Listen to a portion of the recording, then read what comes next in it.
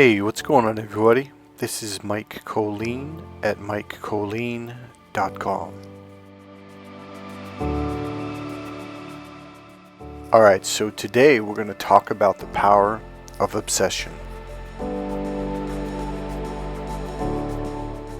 So once again, a lot of you have been absolutely lied to.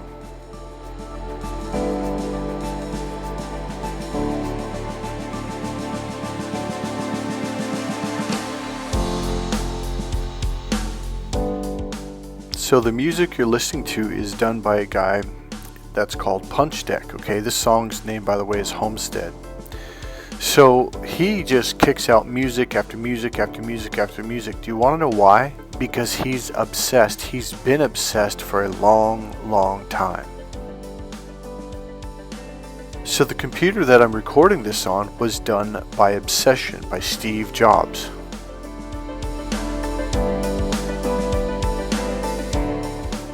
Everything that I have spoken and talked about and taught you on all these videos was created and done and learned by Obsession. I'll give you a little bit of that. So when I was a little kid, I decided that somehow, some way, I was going to make it in the world by the time I turned 18 years old. So I started doing jumping jacks, push-ups, and sit-ups with Jack LaLanne. This was way back in the early 70s. I was a little kid, 3-4 years old, and I made a decision that I was going to make it. So in first grade, I got good grades, and then when we moved to Wisconsin, the Midwest, the schooling is harder up there, okay? So my first semester, maybe it was the first quarter, I got a C+, and that was not acceptable.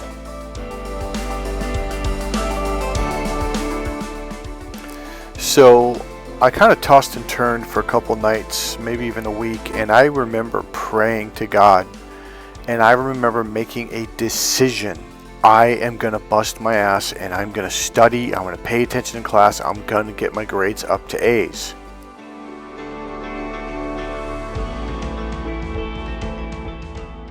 And from second grade on, I got damn near straight A's for probably 6-7 years. I had one bad semester in 6th grade where I got 2 bad grades, but other than that, all the way into high school, I got straight A's. I just knew that if I read and I read and I studied and I studied, somehow, some way, it was going to pay off down the road. When I was a little kid, I think it was like in 3rd grade English class or something like that, I had this teacher that really emphasized, look, if you can read, you can do anything. He said you can learn any subject in the world, and you can learn how to do it if you know how to read.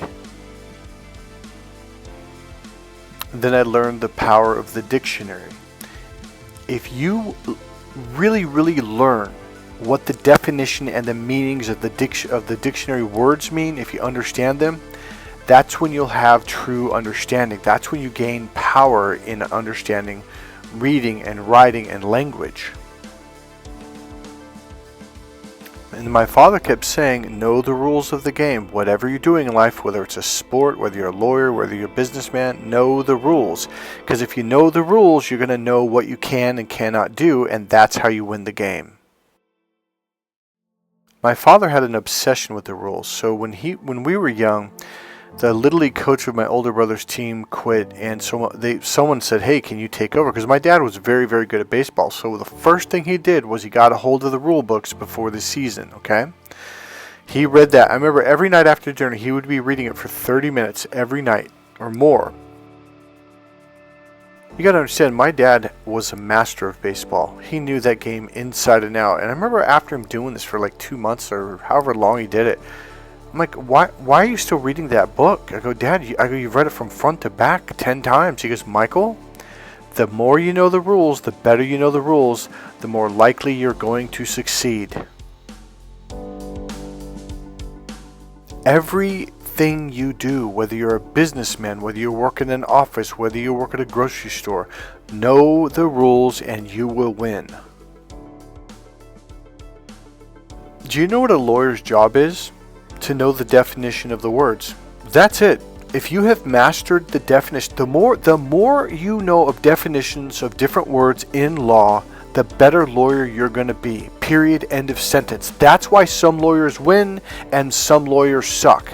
Because those lawyers are lazy. They're not looking up the definition. They're not looking up the codes. They're not looking this stuff up, and therefore when they go to court, they don't know. You have to be obsessed like Steve Jobs. There would be no Apple computer if it wasn't for this man that was relentless, that refused to quit. Because it wasn't like, oh yeah, some guys got together in a garage and hey, let's kind of make computers, man. No, man, it was a relentless push. See, a lot of people don't really know the story. It wasn't like it was just some easy thing that just happened overnight and just happened all by itself and we just showed up and went to work. There were so many road blockages, there were so many failures, there were so many things where they couldn't figure out how to do this or how to do that, but they never quit. They were obsessed. So here was this young guy, about 21 years old when I got involved in NLP, going to NLP trainings. And in the very, very beginning, I kind of struggled. I remember sitting in class looking at these people using these words. And yeah, luckily I had taken psychology classes in college. And I had the intelligence to look up definitions of a lot of these words that I didn't understand in psychology class because they're at the back of the book. And I would just go over and over because at first I'm like, well, what does that mean? Because there's all these words in the sentences that I didn't understand. So then I would have to go, okay, what is this word? So in order to understand this one word, where there's this definition of words beneath it, I would have to go look at that word and find that, and then go find that word and read that. Okay, what does that word mean? And then there'd be 2 or 3 words in there that I didn't understand. So then I'd have to look those words up, and I kept doing this. But over a period of time, all of a sudden, all of these words began to make sense. So when I was in 10th grade, I moved from Vacaville back to Napa, where my hometown is. And I struggled in math because I wasn't there for the first quarter of math. And the teacher said, hey man, you don't have to do these chapters, but what I want you to do is I want you to study the first chapter and second chapter because those have the definition of the words. And he said, if you know the definition of the algebraic words and what they mean, he goes, you'll do fine. So for the first time in my life, I struggled in math class and it didn't make any sense. And the first 2 tests, I got like a C- or C+ or something like that. And the teacher called me in and he said, hey, Michael, I want to talk to you after class. I was like, okay. And I knew it was because of the grades. And he said, hey, what's going on with you? And now I felt actually really depressed. I felt helpless.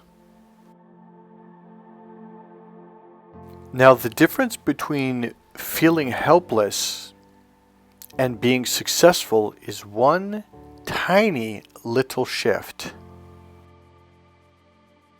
So he said, what's going on with you? He goes, I actually looked up your grades going all the way back to 5th grade. He goes, Michael, you're a straight A student in math. Why are you struggling? He goes, I think it was algebra or pre-algebra. I don't remember which one it was. I think it was algebra 1. And I said, I don't know. I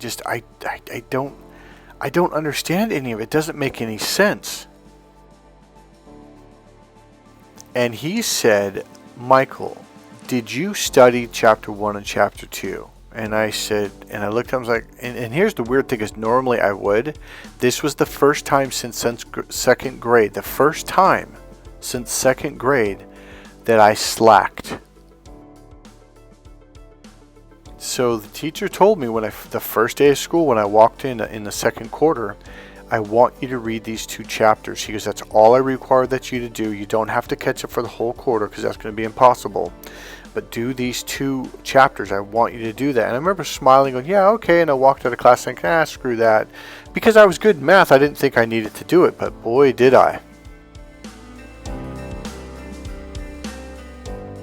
So he said, here's what I want you to do. Instead of coming to class tomorrow, he goes, I want you to check in, but then I want you to go to the library. And for this week, I want you to read chapter 1 and chapter 2, and I want you to physically write down the definitions of all the words in those chapters. Because if you don't understand those words, you're not going to understand algebra. So I knuckled down. I was kind of embarrassed. I thought, wow, the teacher caught me. And I went there and I knuckled down and I studied that, and I went over and over, and even at home for homework I did it, okay? And I really worked at doing this. So he had me come in after class at noon. He goes, now at noon, it was the next week, I want you to come in and I'm going to test you.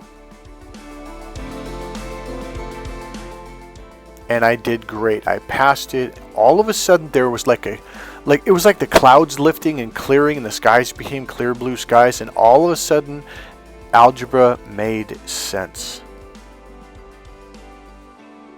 So the teacher didn't penalize me for the chapters I wasn't there for, and he didn't penalize me for the chapters that I didn't do good at. So I ended up getting a straight A out of that class, because from that point forward I got straight A's. So here I am in this NLP training with all these doctors and people with their master's degrees, etc. And I was like what do they say, like you're swimming in water and you just can't get out, you don't know what to do. And I recognized that feeling and I went, wait a minute, this is the same feeling I had in algebra class when I was in class looking around. I remember looking around to other kids they got it and I didn't. I felt stupid for the first time in my life.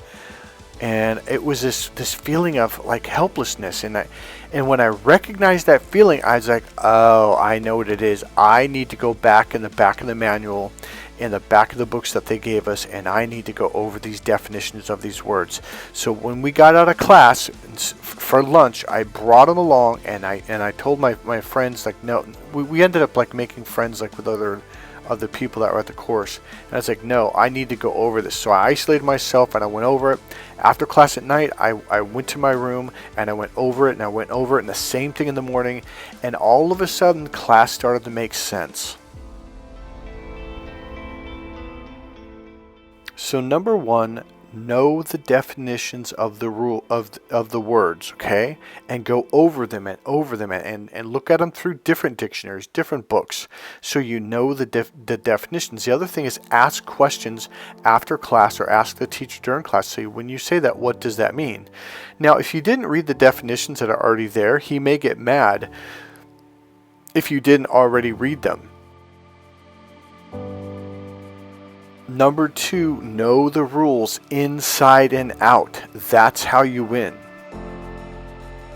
So one thing I forgot to tell you is the reason why the other head coach quit the Little League being coach is because the team sucked and they just lost. Now my two brothers were on that team, so when my dad got involved, all of a sudden they started winning. Now it was the same players and they weren't very good. They, except for my two brothers.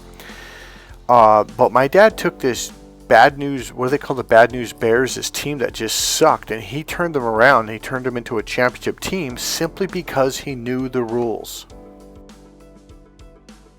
For example, what he would do is he'd have a guy square up to bunt when nobody's on base, and they're like, this, coach, what are they doing? Why would they do that? It's kind of an easy out.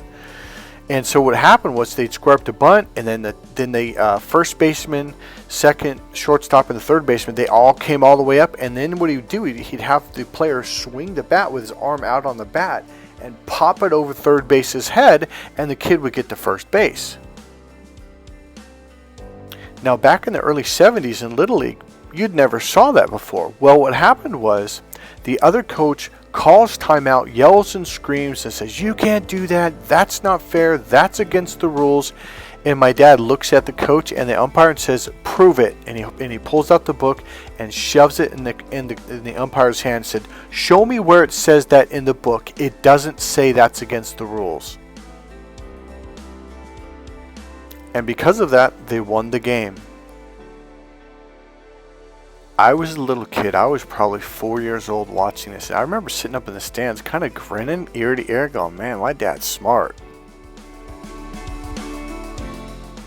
So do you want to know what smart and intelligence is? It's not being smart. It's not being intelligent. It's knowing the rules and knowing the definitions inside and out. I promise you, if you read a lot and you start figuring stuff out and learning the rules and knowing the definitions inside and out, now it may take you 2 or 3 years to begin to develop this, but people will suddenly look at you like, wow, you're really smart. I'm thinking, I'm the same person I was, 5 years ago when you called me dumb. Why am I suddenly smart?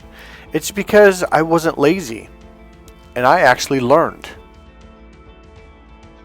Anybody can do this.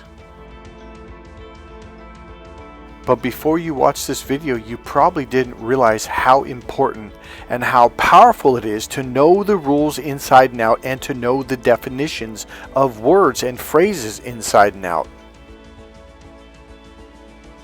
To some degree, the reason why narcissists will spin circles around you in the beginning is because, number one, you don't even know that you're playing a game. Number two, you don't understand that they understand the rules, and that they're essentially flexing the rules, changing the rules, kind of doing these things. And if you don't know the rules, you don't really know that they're doing it. Just like in the Bible. I just saw another YouTube video short where it says, "Fear the Lord your God," with this intimidating voice. Yeah, like that's what God's purpose and intention is. Fear the Lord your God. And I've taught you guys in the last few videos, or last couple weeks, that the word that translates from the, I believe it was, let me think, it was the Hebrew or Greek language, when it was actually taught in the Greek language, the word fear doesn't even exist in the word that was used. It actually means to seek refuge, as if refuge underneath God, for protection from God. It also means to revere and to admire. And I'm like, and the thing is, a friend of mine on Facebook who's a strong Christian, he said, "Fear the Lord your God," and the learning of, or the, I forget, but the first, whatever of learning is fear the Lord your God. I'm like, what are you talking about? It doesn't mean that. He goes, well, so he goes, well, it doesn't actually mean that. It actually means to revere, to admire, and to seek refuge. And then I said, so why not just say that? I mean, why repeat the narcissistic teaching that was twisted all the way back when they wrote the Bible? Yet all these people know, well, that's not what it actually means, so why do we keep saying it? See, it's all these little tricks. See, when you read the Bible from the narcissistic teaching conditioning, the Bible doesn't make any sense. There's a lot of conflict. Well, God says, thou shalt not fear 365 times in the Bible, and then you have these people saying, fear the Lord your God, with all your heart and all your soul, or fear is the whatever, I forget the name of that phrase. And I'm like, why do Christians keep professing fear God, fear God, fear God, when God himself says don't fear? So when you read the Bible from the perspective of a narcissist, yeah, do you know what happens? Confusion and doubt. And what does the Bible say about that? Yep, exactly. That's the works of the devil. Judge by the fruits. When you read it from the perspective of love, all of a sudden you have clarity, you have understanding, and it makes sense. And the pieces literally fit together. Now, the way I got down this path is I had a brilliant pastor say, hey, Michael, you've got to get the Hebrew Greek Key Study Bible, the King James Version with the Strong's Dictionary and the Word Studies and the Concordance in it. And I was like, okay, so I went and bought that. And he had me buy a couple other books. I have one of them right here. It's a pretty big book. It's the King James Word Book, a contemporary dictionary of curious and archaic words found in the King James Version of the Bible. Then I have another one over there. Let's see if I can see it. It's called the Vine's Concordance, I believe. So with these three books, all of a sudden I was looking up the word and the definition of what it meant specifically in that time, in that date, because words change meaning over time. So all of a sudden I wasn't getting my ass kicked by by all these Christians giving me these false definitions, these false meanings, and false ever. And Pastor Rex he started grinning. He's like, yep, you're getting it now. And you know what? That became an obsession. And you gotta understand, that was an obsession since I was a little kid. Because, man, do Christians know how to make you feel guilty and shameful and all that? So I was looking for a way out. It had nothing to do with becoming a pastor. It had nothing to do with teaching other people. I just wanted Because it was suffering. Everyone's like, you got to go to church, you got to go to church. And man, was there a lot of shame and guilt going on there. And I was like, So when I finally put the pieces together, it's like seeing the bigger picture. Like, oh, they're lying to me. And that's what Pastor Rex is saying. He goes, Michael, these people don't even know the Bible. He goes, they're just telling you what some negative person told them. And he also said, he goes, Michael, how many times have I told you to stop listening to the people in the pews? They're not reading the Bible. They're not digging in. They're not eating the meat of the Bible. He goes, they're supping on their mama's teat. They're drinking baby's milk. He goes, because they don't want to face reality. They don't want to do the hard work. So obsession was why I learned that. Obsession is why I got so good at helping people. I studied NLP every day for 12 years. 12 years. While I was going to college, my girlfriend pointed out, she goes, do you realize that you study NLP more than you'd study psychology in college? I was obsessed. I would read book after book after book, and I'd reread books and look at the definitions in the back and listen to audio tapes over. And like when I was driving in the car, I'd pop an NLP tape into the audio tape player. When I would go jogging in the morning, I'd put headphones on. I would go jogging listening to NLP tapes, okay? I would go to bed with an NLP tape playing over and over. I'd put the button where it'd keep playing frontwards and backwards, so the side A and side B, and I was obsessed. When I was working for Abbey Carpets, installing carpets, I would put the headphones on and listen to these tapes for 8 or 9 hours all day long while working. When I went to the gym, yep, I had the headphones on. When I was going to NLP trainings, at lunchtime, while everyone was just talking, because they gave us, I think they gave us like an hour and a half. Yeah, I think it was an hour and a half for lunch. So I would eat, and then I would throw my headphones on, and I'd pull out the manual. I'd look at the place in the manual and go over the notes, and I'd take notes. This is a series of tapes that I had already listened to probably 5 or 6 times. And I remember during one of the trainings, what was her name? Julie Silverthorne. She had made a mention, like, Michael, we've noticed that you're really studying hard. And I looked at her, I'm like, well, yeah, like I didn't really think anything of it. But they had noticed, and that's the thing that it takes to be good at anything. And this allows you to go with the flow.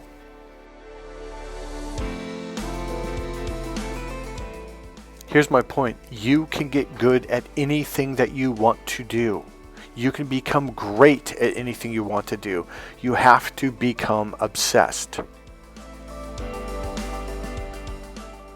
Now, you probably were brainwashed, conditioned into believing obsession is unhealthy. No, it's not. It's the healthiest thing you can do in the world. It is part of our DNA. It is built into us. We are supposed to do it.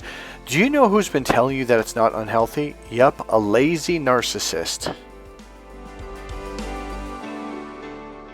The same people who twist the words in the Bible, such as cutting off 2 words, the love of money is the root of all evil. It doesn't say money is the root of all evil, it's the love of. So that's 3 words that they cut off and conveniently leave away. Because now it sounds like money is the root of all evil. No, it's not. In this definition, if you look at the original language, it literally means to put money above God, above family, above friends, above health, above happiness. Yeah, when you do that, when you worship it, and it also means to worship the god Magog, which is the god of money, when you pray to this Magog for money. Have you ever done that? Have you ever even heard of this god Magog? I haven't. I don't know anyone who has. So trust me, going after money is not an evil thing. And this is another area of the Bible where people get really confused. They're like, well, wait a minute, but God says to Daniel and not to Daniel, but the guy that had sheep, he says, to prosper, to live abundantly, to be abundant. And there's another word I'm missing right here, to be wealthy. And yet this is saying money's the root of all evil. Like, this is confusing, Mike. Yeah, because you were lied to, because they cut off the first 3 words of the sentence.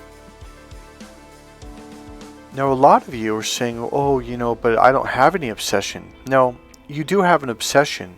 It was just brainwashed out of you. You were convinced that obsession is a painful, bad thing. No, obsession is the most flowing thing that you'll ever do in your life. Have you ever seen people surf these really crazy waves or ride skateboards or motorcycles at a really fast speed, going over these jumps and bumps and twists and turns? And it seems effortless. Well, they weren't born that way. It's something that they were obsessed about, that they kept getting back up, they kept getting back up, they kept getting back up and going after it and going after it. All of a sudden, it's like that's what it takes to get to the point where you can be in a raging water like this and you're literally just going with the flow, bouncing around, flip-flopping around. You know, he might even spin upside down, but then he flips his paddle certain way, flips him right side up. It's not a big deal.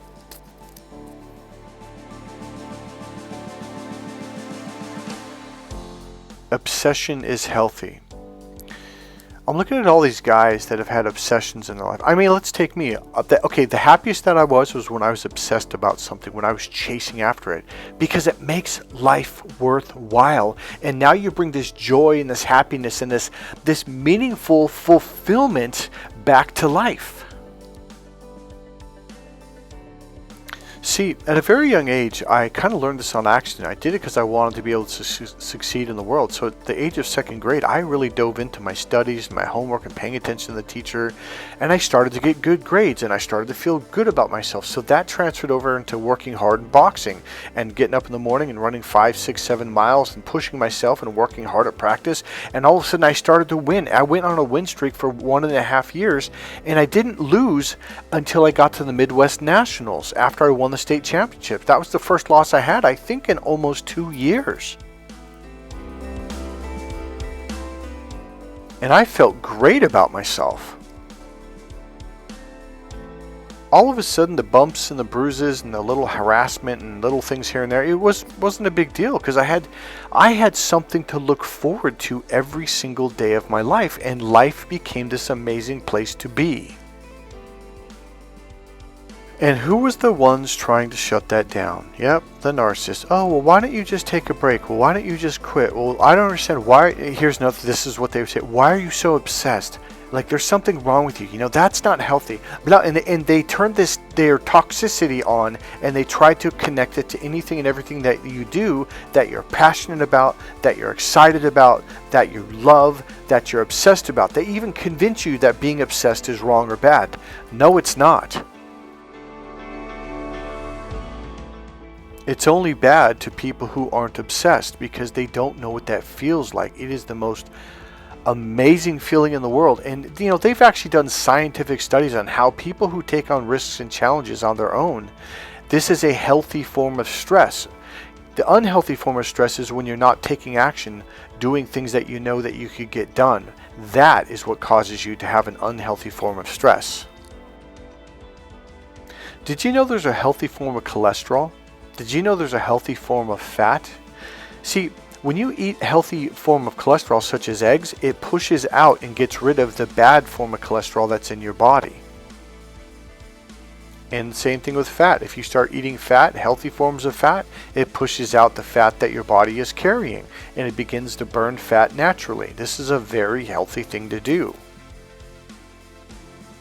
But narcissists don't want you to know about the healthy form of any of these things, including stress. There's actually a healthy form of stress. It's where you take on challenges, where you tackle them, where you go after them, where you set them. Because if you're not doing that, if you don't set goals like that, life is going to start throwing challenges at you that you probably aren't going to like, and these are not healthy challenges.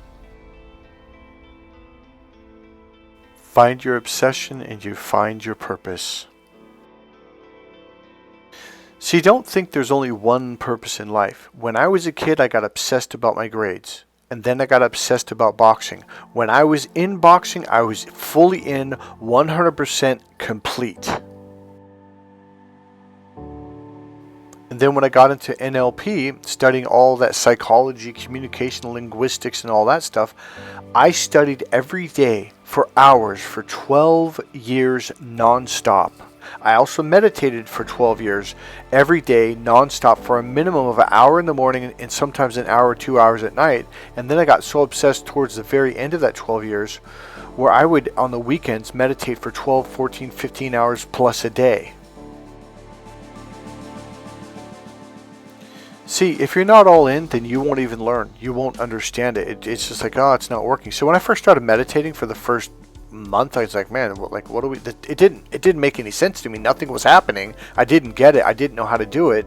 So I went around to all these different places in the Bay Area and Sacramento, like, well, how do I meditate? And they would talk to me for like an hour and say, hey, read this book. And the book was not, it didn't teach you how to meditate. It was about meditation, the history of meditation. I'm like, oh my God. So finally a kid in college said, dude, my mom says everyone knows how to meditate. You just need to make yourself do it. And the minute he said that, something clicked. And I committed. I made a time, come hell or high water, every morning I was going to meditate. Even if I got no sleep before I went to bed, if it was that time, I was going to meditate for at least an hour. And it didn't come right away. But I kept doing it. I kept doing it. I kept doing it. And then eventually one day, poof, I opened up. I was like, wait, what's this? And I was like, this is it. And then I popped out. I was like, oh man, because I started thinking about it. So then I went, but once I found the door, I was like, I knew where to go. So then I got excited and my obsession was beginning to pay off. And that's the way obsession works. Eventually it will pay off if you commit 110%. And now you have an awesome life. You are living with meaning. It is meaningful. You have direction. You have purpose. And everything starts to turn on. And now this energy inside you starts to feel good. So if you have any naysayers in your life, oh, you know, why are you so obsessed? Boom, get rid of them immediately. Or they say, oh, that's not healthy. Or they say, oh, what's the other one? Oh, I just lost it. I don't understand why you're doing it. That's weird. I don't care what they say. If they're naysayers, cut them out of your life. Because this is why your life sucks. I'm going to tell you right now. The reason why you're not going after your goals and dreams is because you're afraid to go after them. Because these people have convinced you that going after your goals, going after your dreams is bad, it's wrong. Oh, you're obsessed. And they've connected a negative definition to obsessed, which it's the same thing as cutting off the first three words of the love of money is the root of all evil. It's like it doesn't say that. That's what they do. They connect negative emotions, feelings, and definitions to things that you like to do, things that you want to do, things that you are passionate about. My friend's daughter, now he turned out to be a narcissist, and he had a friend that was a narcissist. I came over for dinner one day, and he said, hey, look at True's artwork. And I was like, holy shit, this was amazing. And I was like, for a kid in 10th grade, this is amazing. And I was like, holy shit. And I was like, True, you're really good at this. And they're like, oh, no, she's not. She's not that good. And I'm like, what the hell's your problem? What are you talking about? Can you do this? Like, well, no. And that was the whole thing. The jealousy factor kicked in. So she's doing this amazing work, and all they would do is attack her and belittle her. And they would do all kinds of things to like shock her when she's in the middle of her artwork. Oh my God, you know, just like and so you're connecting all these negative thoughts, beliefs, and emotions and feelings towards that. And next thing you know, she didn't want to do artwork anymore. That's how they do it. If you have anyone like that, even if they make loud noises or they scare you, see if you're doing something and someone like goes, oh my God, and they're scaring you, that you unconsciously connect that emotion to what it is that you're passionate about. And that's why they're doing this. This is why you have to get rid of the naysayers. They're going to be sneaky. They're not going to say, hey, I just want to let you know, I'm going to connect a lot of negative emotions to what you love in life. They're not going to say that. They're not going to tell you. But they will tell you things like, oh, you're too obsessed. There's something wrong with you. Why are you so obsessed? That's not healthy. That is a freaking lie. Obsession is the most healthiest thing that you can do in life. It gives you direction. It gives you meaning. It makes life meaningful, and it gives you purpose. And everything falls into alignment when you have that obsession. It could be raising kids, it could be a family, it could be a business, it could be a sport, it could be an art, it can be anything. God bless you guys. This is Mike Kollin at MikeKollin.com. Click subscribe, click the like button, go ahead and make a comment, and if you want, go ahead and make a donation. There's a PayPal link right there in the description box beneath the video. Alright, see you guys in the next video. Bye.